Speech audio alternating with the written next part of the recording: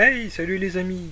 Aujourd'hui on se retrouve pour parler d'un manga que j'apprécie énormément et dont j'ai déjà parlé sur ma chaîne mais dans un autre format.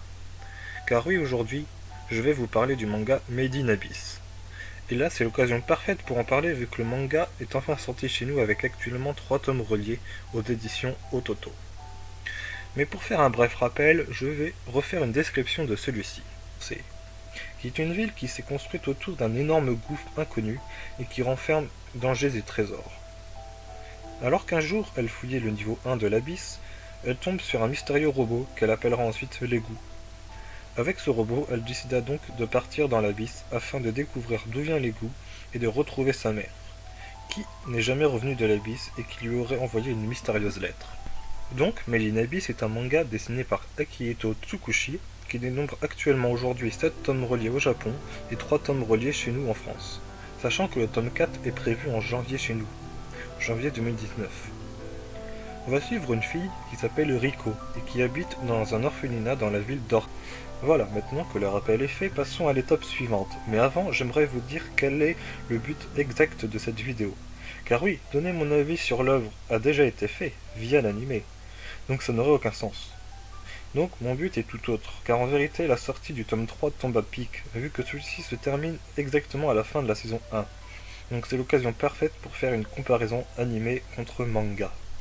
Hey, salut, ici Tsubanim du futur. J'ai oublié de vous dire un truc important avant de commencer cette vidéo.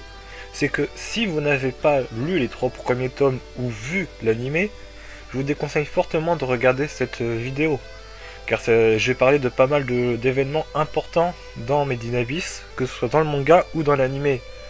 Donc ça risque de vous spoiler si vous regardez la vidéo. Et si on voit en plus vous voulez garder le suspense de ces événements-là, bah évitez quand même de regarder cette vidéo. Si par contre ce n'est pas le cas, si vous avez lu les 3 premiers tomes, ou si vous avez vu l'animé, ou les deux même, bah bon visionnage à vous. Donc sans plus tarder, je vais commencer avec le premier tome et le premier épisode. Premièrement, on remarque une chose avec les premières pages, c'est qu'il y a tout un chapitre du manga qui n'ont pas été adaptés en animé. Pourtant c'est un chapitre très important, car c'est là qu'on apprend les rêves et motivations de Riko. Et justement, ce point est important pour l'œuvre, car là où la plupart des gens qui ont vu l'animé et ont trouvé comme point négatif, c'est le fait que Riko parte comme ça, sans expérience et sans ambition dans l'abysse, alors que c'est extrêmement dangereux. Et bien justement, ce point se comprend mieux en lisant le premier chapitre du manga, car on sait et comprend mieux le tempérament de Riko pour foncer tête baissée dans l'abysse. Vu que dans le manga, on sait directement que c'est un rêve et qu'elle a réfléchi à plusieurs choses sur l'abysse tout en l'étudiant de loin. Enfin, la dernière page du tome 1 de Made in Abyss nous laisse avec Riko et l'égout qui descendent dans un gouffre noir sans fin, sans savoir ce qu'il y a à l'intérieur. Et c'est exactement la même impression que l'on a en voyant la dernière page. On nous montre le gouffre sans savoir ce qu'il y aura après, sans savoir ce qu'il y aura comme danger, sans savoir ce qui va se passer après. Et ça, je trouve ça génial.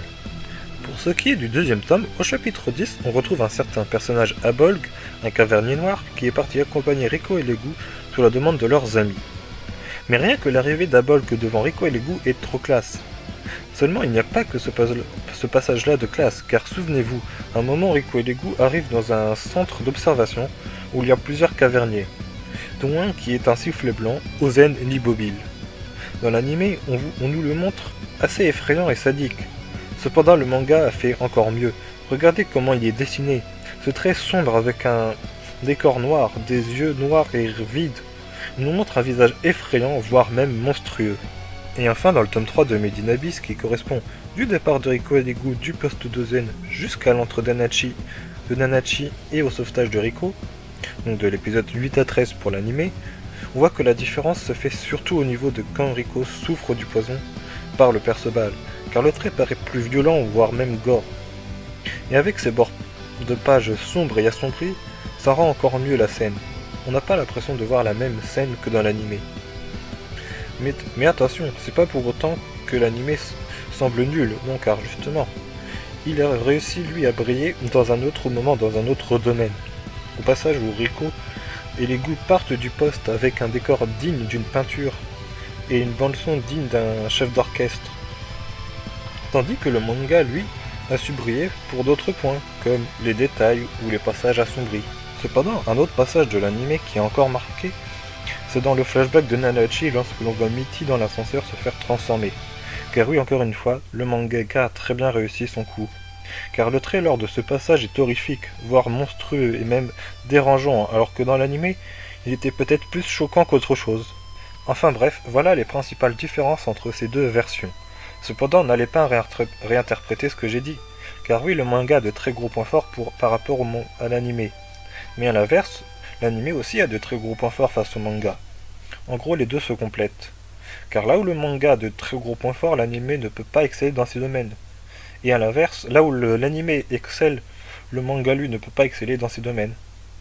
En gros, le manga mérite d'être vu pour ses mises en scène à la fois classe pour certaines et à la fois horrifiques voire monstrueuses pour d'autres, tandis que l'anime, lui, mérite d'être vu pour ses paysages dignes de peinture, de maître et sa bande-son de chef d'orchestre, qui va à merveille dans les moments propices.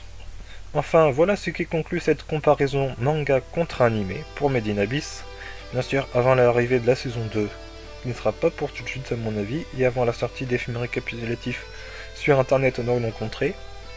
J'espère que ma vidéo vous aura plu car elle m'aura demandé pas mal de courage car j'ai dû aller faire quelques recherches pour certaines images et malheureusement je me suis fait spoiler. Mais enfin, c'est pas grave, ça reste mineur quand même.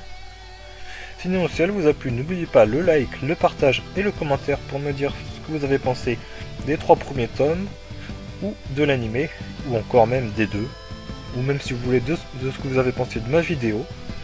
Et je vous dis à bientôt pour de prochaines vidéos. Bye tout le monde, c'était Tsubanim.